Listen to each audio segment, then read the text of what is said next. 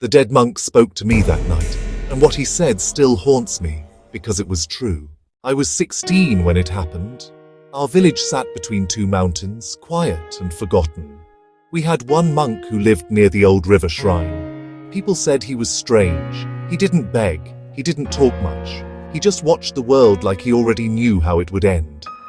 His name was Sonam. He used to walk through the village every morning with a small bell, ringing it once at every house. When I asked him why he did that, he said, to remind people they're still alive.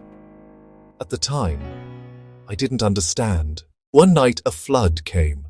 Rain fell for days. The river roared like a beast. The ground shook. Trees fell. People ran, screaming, holding their children, their animals, anything they could save. The monk didn't run. He stayed in his hut by the river. I saw him. He was sitting outside on the wet ground, facing the river with his eyes closed. The water was rising fast, up to his knees, then his waist. Master Sonam, come, you'll die. You only die once, but you fear death every day. Then the water took him. Just like that, he was gone. For days we searched. No body, no robe, nothing. Some people said the river took him to the mountains. Others said spirits took him away. But on the third night I couldn't sleep. I kept hearing the sound of his bell, soft, slow, coming from the river.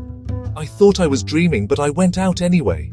The moon was full, the water had gone down, and there by the riverbank I saw him, not his body, his shape, faint, like smoke, but real.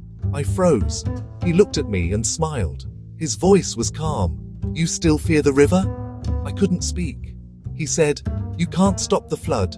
You can only learn to stand in it. Then he was gone. The bell was lying in the mud where he'd sat before. The next morning, the villagers found me by the river, holding the bell. They said I looked pale, like I'd seen death. Maybe I had. Since that night, I've lived differently. When things fall apart, I remember his words. You can't stop the flood. You can only learn to stand in it. I lost my father. I lost my job. I've seen pain that could drown a man's soul. But I remember that monk, sitting in the rain, unshaken. He wasn't fearless because he didn't care. He was fearless because he understood that fear changes nothing. The dead monk spoke to me that night, and he never spoke again. He didn't have to. Because once you understand his words, you stop running from the flood. You start learning to stand. Subscribe and like the channel Wisdom and You.